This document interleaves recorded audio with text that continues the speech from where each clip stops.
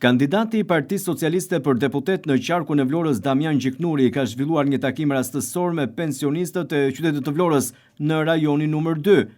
Gjatë takimeve që po zhvillon me qytetarët dhe grupet e interesit në kuadër të fushatës për zgjedhjet parlamentare të 11 majit, kandidati Gjiknuri rastësisht u ndal në Lulishten, ku qëndrojnë çdo ditë pensionistët dhe të moshuarit e qytetit të Vlorës.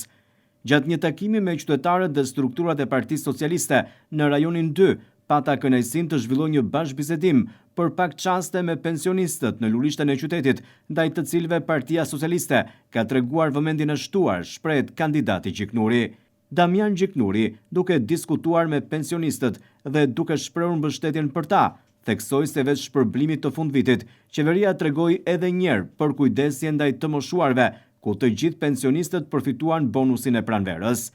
Ai siguron se vëmendja e Partisë Socialiste dhe e qeverisë ndaj kësaj kategorie do të vijojë të jetë shtuar, teksa në mandatin e 4 pensioni minimal do të shkojë 200 euro dhe pensioni mesatar në 400 euro.